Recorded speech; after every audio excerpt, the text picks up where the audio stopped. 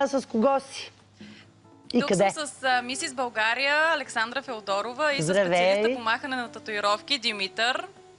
Здравейте. Виж колко са симпатични и двамата. Чакай така, че на този монитор не го виждам. Да. Здравейте, здравейте, Александра хора. вече си е полегнала. Александра, добре ли си? Виждаш и Страх ли те? Ами тя не те чува, но като пита дали си добре. Добре съм за сега. А страх ли е? Надявам се да стана добре до края. Страх ли те? Ами не. Имам прекалено голямо желание, така че за момента не ме е страх. Добре, защо реши да я махнеш тази татуировка? Какво не й харесваш? Ами не я харесвам. Първо, че голяма грешка според мен е правенето на татуировки в такава много ранна възраст. Аз съм я направила, когато бях много мъничка. Беше много модерно тогава. Аз си падах леко бунтарка. И така, с течение на времето, естествено, омръзна ми. Смятам, че много демоде. На място, което много се вижда, имам голямо желание да махна. Къде? Може да я покажем на зрителите. Да, може ли да я видим? Ето я. Ето това е татуировката. Да. Едно време Това са бяха тези много модерните, да, бодлива тел. Да, сещаш ли се? Да, Всички си ги сещам се, правеха. да, много бяха популярни, наистина. Само не е ли ще махнеш, защото... Да, много модерен. Той и сега е модерен. Катето пита дали само не е Ами да, виждам отдолу, че има още някаква на Още ръката. една-две, които искам да премахна. Да. Тя вижда, че имаш и друга, но тя си я харесва нея. Добре, тогава нека да попитаме и все пак вече специалиста, с какво може да премахнем тази татуировка. Аз виждам тук разни модерни уреди, разкажи ни за тях. Значи премахването става по няколко метода. Най-модерният в момента метод, това е лазерното премахване на татуса.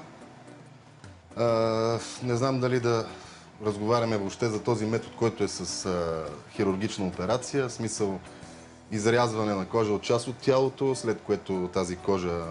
Това е по-стария метод, нали? Да, се зашива на местото, на което е отделена тази татуировка като кожа. Белезите задължително са и от двете посоки. Затова това са стари методи, въпреки че още се практикуват.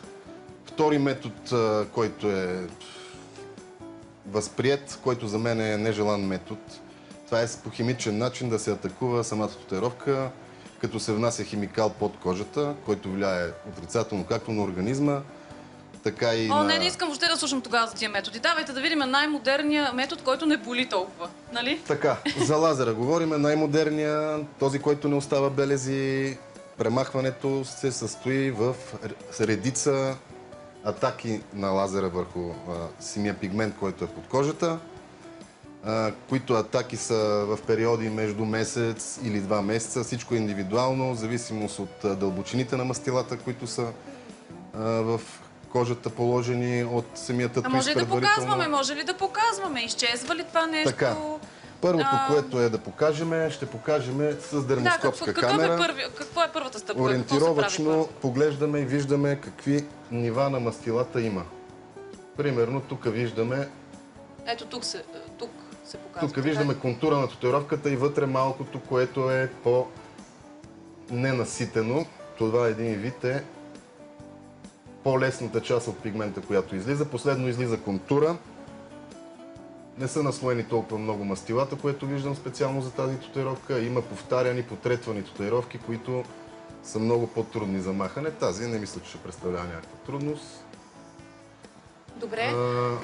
Така, ориентирам се горе-долу от това нещо, за да мога да знам какви настройки да задам на апаратурата. И оттам нататък вече може да пристъпиме към обезчувствяване на самото место. Тоест преди лазера, нали? Преди да мине лазера, защото има някакво такова усещане, да кажем, като гадаличкане, като леки иглички, за да може да ги елиминираме и тях с криотехнологията, с специален накаленик, който е и студен, той се вижда.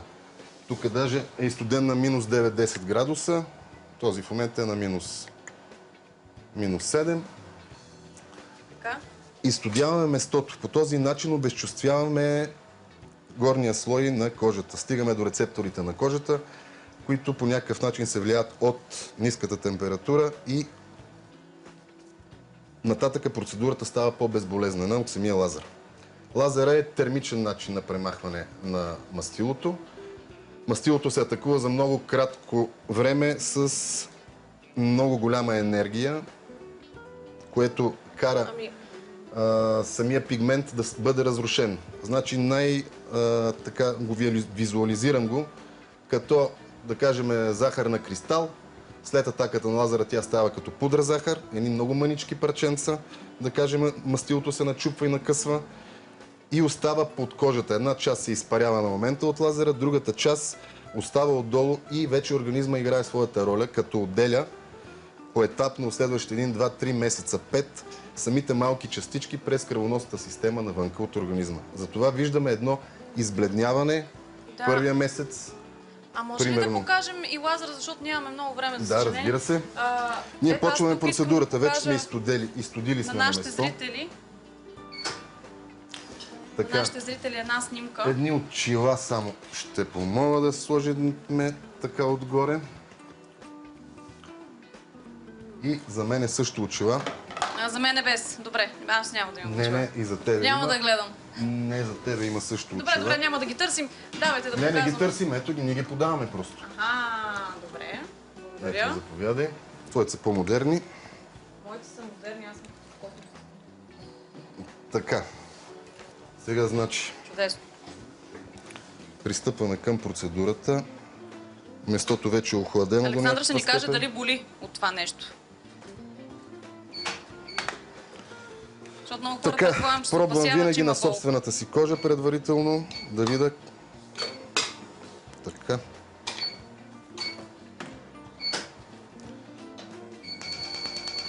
Значи, лазер е селективен, работи само върху пигмент. Той не работи върху кожата. Върху кожата няма никакво усещане, той само свети. Когато обаче намери пигмента, той почва да атакува. Започваме. Ето, мисля, че се вижда. Много странно изглежда. Така. Ето, кожата отстрани няма нищо в момента, в който срещнаме пигмент. Тя каза, че търпи на болка, но все пак да те питам, усещаш ли нещо? Боли ли това? Ами усеща се, да. Има някакво неприятно усещане, ама не е кой знае какво. Не е болка. Търпи се, да. Аз виждам как Болка се е, заличава. но се търпи. Ама съвсем ли ще се Всъщност заличи? перманентния грим също може ли да се махне с тези... Перманентният грим е подобен на татуировката. Ако е направен по оригинален начин, както трябва да бъде направен, с такива инструменти и с такова мастило, се маха примерно 6-7 пъти по-лесно, отколкото самият татус. Макар те виж как избледнява, виждаш Да, ли? видях, обаче ще изчезне ли съвсем? Съвсем ще изчезне ли? Ще изчезне ли съвсем питакатето? Абсолютно, но от една процедура това не може да се очаква. Значи, Разбрах. процедура Благодаря не ви е много, катек. Ивче. унищожаваме Благодаря. много голяма част от пигмента, Да, благодаря но ви винаги много, остава обаче вторичен вече пигмент, напреднахме във който е времето. в Оставям ви сами по-голяма да дълбочина прецените под кожата. дали да се разделите с И се татуировките налага си. повторно Сега е време за да кратка пауза, а после ще видим какво стана с деликатеса, който ни приготвя днес шеф Петров.